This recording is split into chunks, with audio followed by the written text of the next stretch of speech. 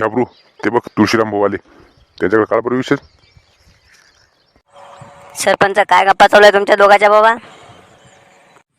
हो तुळशीराम भाऊ, हे आपले सरपंच म्हणतात आता एकादशी आली तर आपल्याला पंढरपूरला जावं लागेल ना. हो रे, चला ना मग. काय गाडीने जायचं का कसं काय?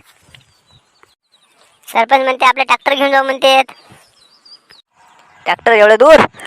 अबे पाण्या पावसाचं जरा हे होईल ना, हाल होईल ना आपले. ते आपला सतीश भाऊचा ट्रक आहे ना, त्या ट्रकनं जाऊ ना मस्त. जाणं होते मस्त, येणं होते, पावसाचं टेन्शनही नाही. हो तुळशीराम भाऊ, तसंही जमते.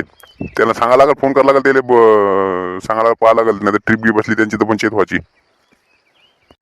नाही, मी बोललो होतो त्या मला मी पहिल्यापासून माझ्या डोक्यातच होतं ना ते जायचं म्हणून. मी बोललो त्याले, हाय म्हणे येत म्हणजे रिकामाच आहे म्हणे त्याचा ट्रक. तुम्ही फक्त उद्या सगळ्याला तयार करा, सगळ्याला आपल्या हजर करा तिथं आपल्या मंदिराजवळ. तिथून निघू मग आपण पटकन. बरं, सगळ्याला आपण किती वाजता? 8 वाजता सांगू का?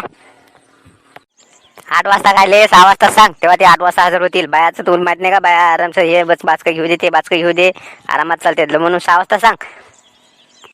बरं, उद्या कर तुम्ही बरोबर सकाळी सगळ्याला हजर तिथं. मी फक्त त्या सतीश भाऊला ट्रक घेऊन बोलावजा फक्त.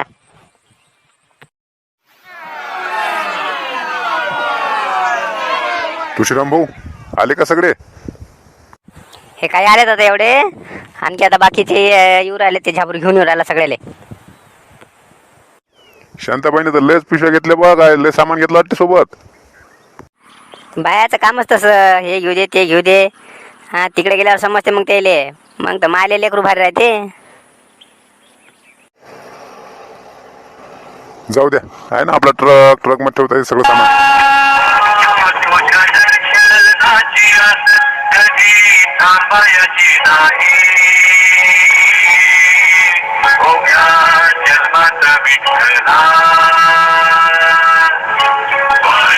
घाबरू ते कोण कोण राहिले ते सगळे बोलाव, बरं ट्रक मधले सगळ्याला बोलाव.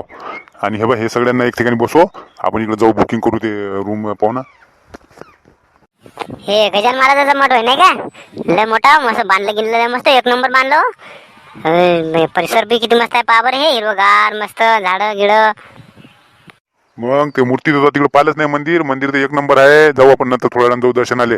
आणि इथं रूम बी बा किती मस्त, एकदम स्वस्तात रूम भेटतात ना, मस्त राहिले. सगळी सुविधा आहे, मस्त आंघोळीची विंगोळीची सगळी सुविधा आहे. त्यात जेवणा खावण्याची बी सगळी सुविधा आहे मस्त. आणि वातावरण पण किती मस्त आहे. ते जगण्या कुठं चाललं तिकडे? हे लेकरं, हे सगळे लेकरं एक ठिकाणी बसू बरं, नाही तर कुणी इकडे तिकडे जातील. अरे गगन इकडे रे, चल बस इथे एक ठिकाणी व्यवस्थित. हे सगळे लेकरं नाही तर मागे येतील तिकडं. आलो ना इकडे, हे मस्त पाहू आलो तो. बस एक ठिकाणी, मग नंतर आपल्याला पाहायचं आहे सगळं पाहू आपण. एक सगळं पाहू आपण, सगळं फिरू मस्त.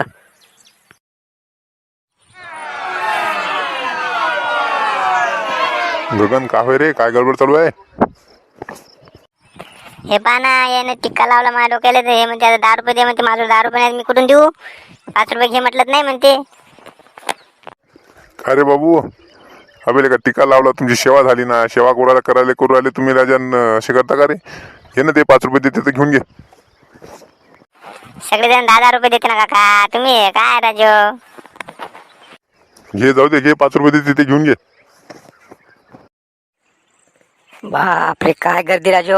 सरपंच हा राजा, त्या गर्दीतलं किती गुदमरल्यासारखंच होत आहे हो. काय झालं बा एकदाचं दर्शन. अरे इकडे तरी नदीवर आल्यावर मग किती मोकळं वाटू राहिलं. इकडे मस्त मोकळं वातावरण आहे हो.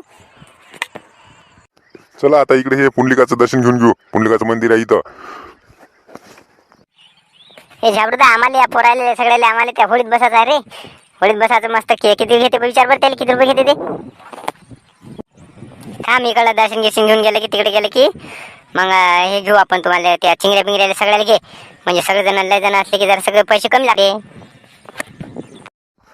ओ माऊली, काय करताय? काही नाही हो, पोट जरा झुमू राहिलं म्हणून होय. हो माऊली, एवढे जो पालिकेने एवढे मोठे संडास आणून ठेवली इथं, आणि तुम्ही तिथे त्याच्या आतमध्ये बसायचं सोडून इकडे बाहेर उघड्यावर बसताव. बाहेर घाण होते ना सगळी. हा, तुमच्यासारख्या मोठ्या माणसाने जर असं केलं तर कसं काय होईल? देवाच्या ठिकाणी तर कमीत कमी आपली माणुसकी जागी ठेवा हो. नाही हो, जातो आता आतमध्ये बसतो बा. चला मंडळी, आमचं दर्शन झालं पंढरपूरचं. आता आम्ही घराकडे जाणार आहोत. बघा भरपूर वारकरी असे या पंढरपुरामध्ये येण्यासाठी तळमळ करतात. या आषाढी एकादशीला कित्येक लाखो लोक इथे दर्शनाला येतात. खरोखर असं म्हणतात की या पंढरपूरच्या नगरीमध्ये जर वारकऱ्याचे पाऊल लागले तर तो वारकरी पावन झाल्यासारखा आहे. या पंढरपुरात जर वारकरी आला तर त्याचं जीवन सार्थक आणि त्याचा देह पावन झाला असे म्हणतात. म्हणून खरोखर आपल्या सर्व वारकऱ्यांचं सुद्धा हे कर्तव्य आहे की आपण या पंढरपूर सारख्या नगरीला स्वच्छ आणि निर्मळ ठेवण्याचं हे सुद्धा आपलं कर्तव्य आहे. म्हणून कुठेही इतरत्र घाण टाकू नका, कचरा टाकू नका, कचरा कुंडीमध्येच कचरा टाका आणि आपण सुद्धा ही नगरी साफ ठेवण्यासाठी मदत करा. चला, व्हिडिओ जर आवडला असेल तर लाईक नक्की करा आणि नवीन असाल तर चॅनलला सबस्क्राईब करा.